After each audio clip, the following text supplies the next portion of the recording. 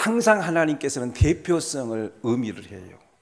교회 안에서도 하나님께서 일하실 때에 대표성을 띠고 있기 때문에 간혹 어떤 경우에는 도대체 고칠 수 없는 병을 하나님께서 대표로 딱 고쳐버립니다.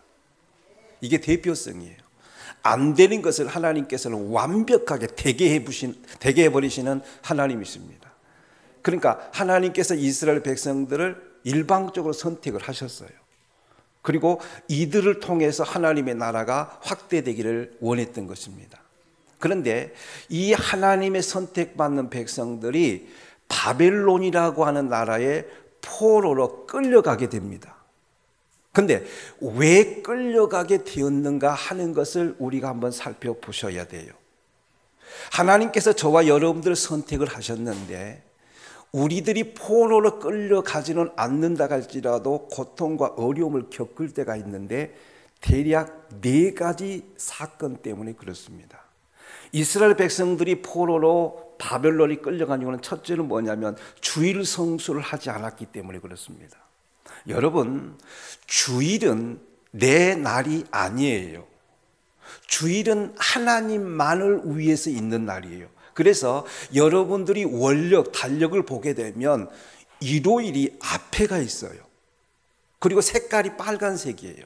이것은 구별된 날, 그런 뜻이에요. 그러니까 아무리 나의 삶에 있어서 급한 일이 생기고 어려운 일이 생긴다 할지라도 주일을 지키는 것은 가장 하나님 앞에 복받는 일이에요. 만사를 제껴놓고 주일을 지키는 거예요. 그거 주일 성수입니다. 그런데 이스라엘 백성들이 포로로 끌려가게 된 것은 주일을 지키지 않았기 때문에. 두 번째는 자기 경험을 하나님 말씀보다 앞세웠어요. 왜 성경이 우리에게 있느냐? 그건 뭐냐면 성경을 비춰보지를 않으면 내 경험이 자꾸 앞서는 거예요. 여러분들이 아침에 어디 출근을 한다든지 어디 가게 되면 반드시 해야 될 일이 뭐냐면 거울을 봐야 돼요. 왜 거울을 보느냐? 지금 내 화장이 제대로 되어 있는지, 나의 지금 옷걸이가 정상적인지, 아니면 머리 스타일은 괜찮은데 반드시 거울을 봐야 고쳐지듯이 우리가 내 마음대로 안 살려면 성경을 봐야 돼요. 하나님의 말씀을 듣기도 해야 되고 읽기도 해야 되고 큐티도 해야 됩니다. 그래서 성경이 못하게 하게 되면 안 하는 것이고 가지 말라고 하면 안 가는 것인데 성경을 놓아버리기 때문에 내 마음대로 이 세상을 살아가게 돼버린다 그 말이에요. 그런데 이스라엘 백성들은 자기 경험을 하나님의 말씀보다 앞세우기 때문에 포로로 끌려간 거예요. 세 번째 이유는 뭐냐면 하나님 외에 다른 신을 섬기지 말라 그랬어요. 우상을 섬기지 말라 그랬어요. 그런데 이스라엘 백성들은 하나님 제껴놓고 우상을 섬겼던 거예요. 하나님이 제일 싫어하는 건 뭔 줄 알죠? 나 외에 다른 신을 두지 말라 그랬어요. 그런데 하나님 제껴놓고 다른 신을 섬겼으니 하나님께서 그냥 방치할 수밖에 없었던 거예요.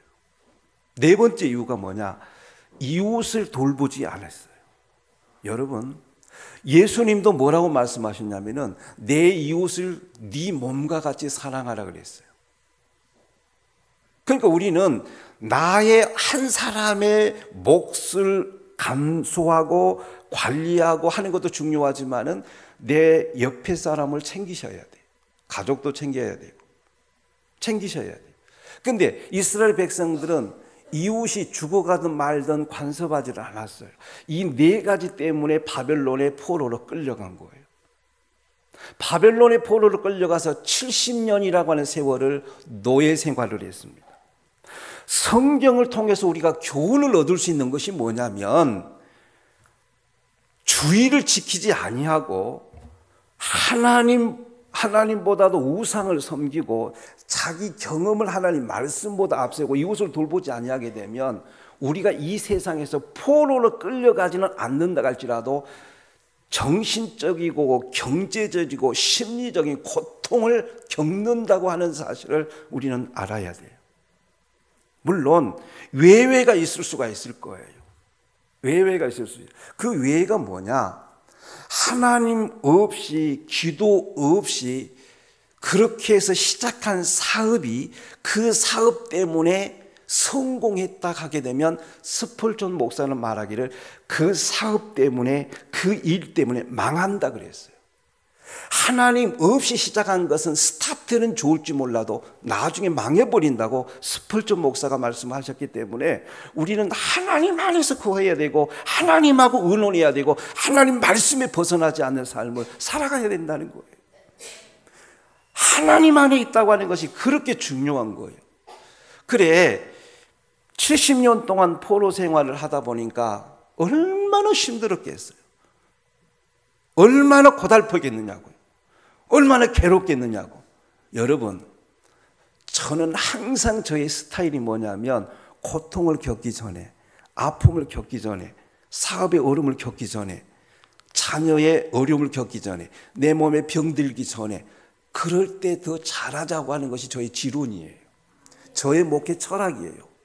그런데 어떤 사람들은 망진창이가 되고 몸이 병들고 모든 것이 다 없어지고 난 다음에 정신 차리는 사람도 있어요. 그거는 다 잃어버린 상태 속에서 정신 차리고 제정신이 돌아오는 것은, 이것은 정말 어리석은 사람의 행동이에요. 잃기 전에 하셔야 돼요. 이스라엘 백성들은 잘 나갈 때는 그런 대로 괜찮았어요. 그런데 하나님 말씀을 제껴버리고 자기 경험을 앞세우니 하나님도 노타치할 수밖에 없지요. 그래서 포로로 끌려갔어요. 70년 동안 고통을 겪다 보니까 살려달라는 말이 나오는 거예요. 너무 힘드니까. 그래서 어떤 경우에는요, 성도에 따라 다른, 어떤 경우에는 그렇게 가해 주어야 정신 차린 성도가 있더라고요. 그렇게 안 하면 정신 안 차리니까. 저는 반대로 가야 된다고 봐요. 현재 내가 병들지 않고 현재 내가 큰 고통이 없다면 이때 정신 차리고 하나님 중심으로, 말씀 중심으로 이웃을 돌아보면서 살아가야 된다고 생각해요. 그렇게 해야 됩니다. 이스라엘 백성들이 70년 동안 노예 생활하니까 너무 힘드니까 제발 우리 좀 살려달라고, 우리 좀 해방시켜달라고 하나님 앞에 기도를 했어요. 또 하나님은 기도에 너무 약해요. 하나님께서 그 기도를 들으셔요. 그래서 에스라와 느헤미야 선지자를 통해서 해방을 시켜주겠다고 약속을 해줘요. 그래서 이 선지자를 앞세워서 이제 바벨론에서 포로로 나왔어요. 포로로 나왔는데 가장 큰 문제가 뭐냐면, 과거에 예루살렘의 고국 땅에 살 때는 아버지 집 성전이 있었단 말이에요. 마음대로 예배를 드릴 수 있는 공간이 있었어요. 그런데 70년 동안 고국 땅을 떠났기 때문에 이런 성전이 황폐화되어 버렸어요. 성전이 아주 어수선했어요. 예배 드릴 수 없어요. 그래서 하나님께서 하신 말씀이 너희들 가자마자 해야 될 일이 있다. 그건 뭐냐? 성전을 재건해라. 성전을 깨끗하게 해라. 그 얘기를 했거든요. 그러니까 예, 알았습니다. 가자마자 그것부터 하겠습니다. 그래서 오자마자, 고국 땅에 오자마자 예루살렘 성전을 재건을 하는 거예요. 성전을 청소를 하고 성전을 꾸미기를 시작을 했던 거예요. 말씀 그대로 진행을 했단 말이에요. 그리고 어느 정도 안정권에 들어갔어요. 돌아와서 성전을 재건하고 다시 예배드리기 시작하고, 그리고 안정권에 들어왔어요. 바로 이 안정기에 접어들 때에 시인이 지었던 시가 오늘 읽었던 시편 147편이에요. 고국 땅에 돌아와서 지었던 시가 오늘 본문 말씀입니다. 그러면 오늘 저와 여러분들이 살펴보면서 은혜 받아야 될 것이 뭐냐면, 시인은 무엇을 하나님을 위해서 찬양하고 있는가? 무엇 때문에 하나님을 높이고 있는가? 우리들도 이 시인처럼 그런 찬양을 올릴 수 있어야 된다는 얘기예요. 오늘 본문 속에서 몇 가지로 살펴보겠습니다. 첫째는 하나님께서 예루살렘을 세워주셨기 때문에 찬양하라는 거예요. 자, 여러분 눈으로 한번 보세요. 2절에 보니까 여호와께서 예루살렘을 세우시며 그랬어요. 누가 예루살렘을 세워주셨다고요? 하나님께서 예루살렘을 세워주셨다. 과거에 예루살렘을 잃어버렸잖아요. 예배 드릴 수 없는 공간이 되어버렸잖아요. 그런데 고국 땅에 돌아오게 해주시니까 예배 드릴 공간이 있는 예루살렘 성이 있게 된 거예요. 그러니까 시는 뭐라고 말하느냐, 우리를 여기까지 고국 땅에 돌아오게 한 것도 감사하지만 예배 드릴 수 있는 예루살렘을 세워주신 하나님 때문에 찬양을 해야 된다, 그렇게 말씀을 하고 있습니다. 바벨론의 포로로 끌려갔을 때 노예 생활로 인하여 죽을 고비를 만났고, 고국의 땅 예루살렘으로 돌아왔을 때 무너진 성전을 건축하게 되면서 힘들었지만은 얼마나 기쁜 일입니까? 과거에 하나님 앞에 주의를 못 지키고 하나님 말씀을 제껴버리고 자기 경험 앞세우고 하나님 섬겨야 되는데 우상 섬기고 이웃 돌보지 않다가 끌려가게 됐을 때에 왜 끌려갔는지를 생각났을 거 아니에요. 노예 생활하면서 그렇게 안 했어야 되는데 이 생각했을 거 아니에요. 다시 한번 여러분 강조합니다. 큰일 닥치기 전에 4가지를 지키시기를 주의 이름으로 축원합니다. 나중에 그 일 당하고 나게 되면 이제는 헤어날 길이 없어요. 4가지는 철저하게 지켜야 됩니다. 예루살렘을 세워줬기 때문에 하나님 앞에 찬양해야 된다, 그렇게 말씀을 하고 있습니다. 예루살렘은 천국의 모형입니다. 상징적인 도성입니다. 하나님을 마음 놓고 예배할 수 있고 하나님을 찬양할 수 있는 곳이 예루살렘입니다. 오늘날 예루살렘은 또한 교회를 상징해요. 교회는 천국의 모형입니다. 하나님을 최고로 높이고 하나님만을 찬양할 수 있는 곳이 어디냐? 이게 교회입니다. 이 세상에서 가장 안정되고 행복한 사람을 지목하라 그러면 저는 교회 안에 머물면서 하나님을 찬양하는 일이라고 생각해요. 우리가 이 세상 살면서 주어진 업무, 주어진 사업장, 주어진 직장에서 나름대로 정말로 숨가쁘게 허덕이면서 살아가요. 그런 삶 속에서 하나님을 높이고 하나님을 찬양할 수도 있어요. 하나님께서 세움을 주실 것을 믿고 찬양할 수도 있습니다.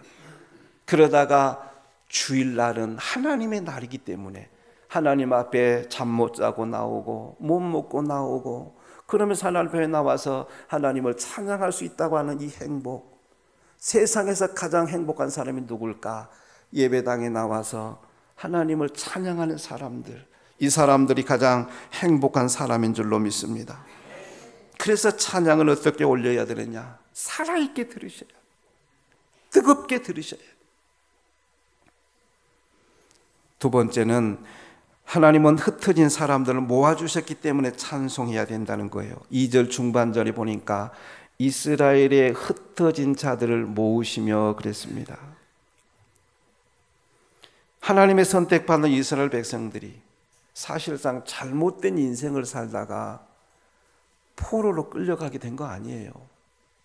성경 말씀을 예사로 들으면 안 돼요. 성경은 우리 인생의 삶을 조명을 해줘요.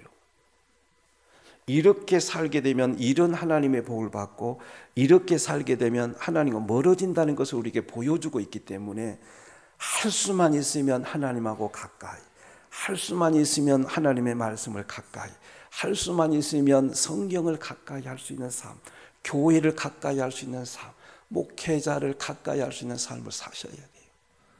그래야 여러분들의 인도가, 여러분의 나아갈 길이 하나님의 인도를 받게 되는 거예요.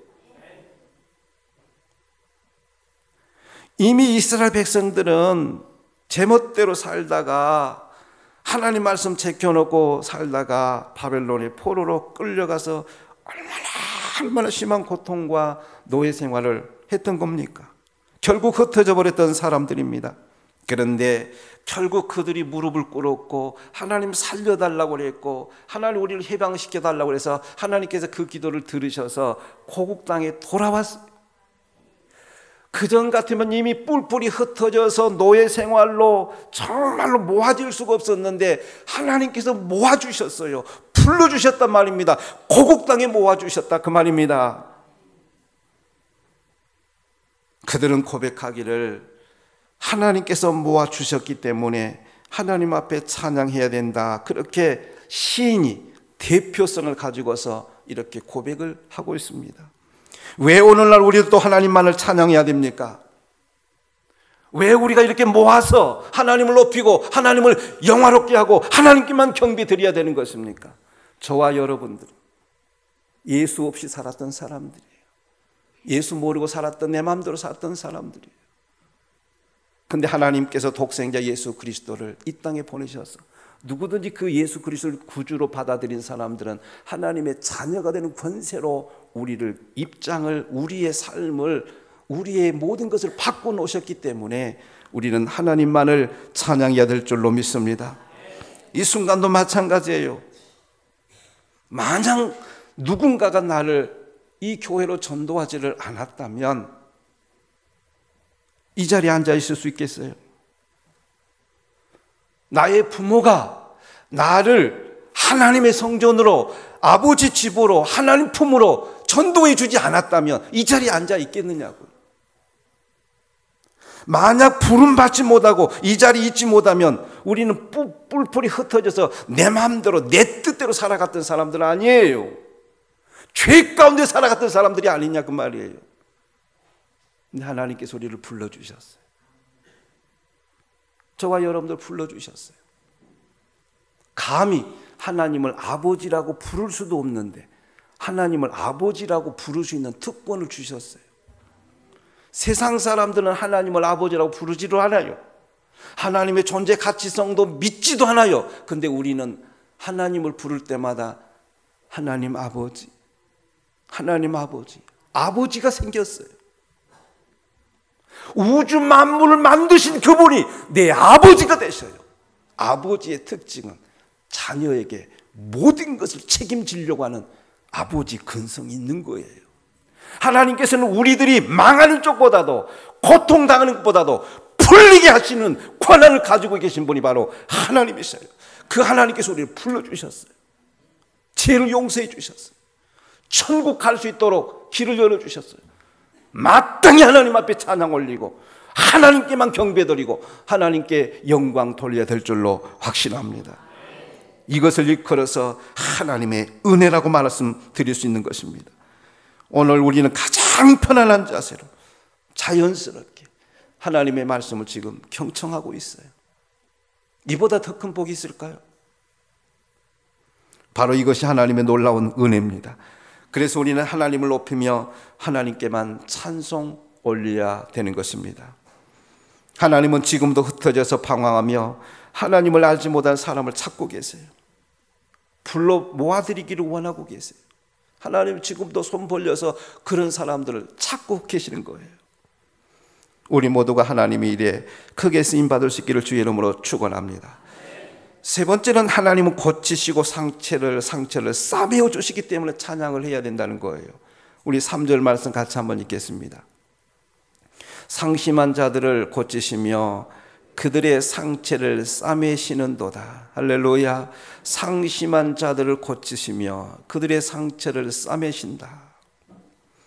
한번 생각을 해보세요.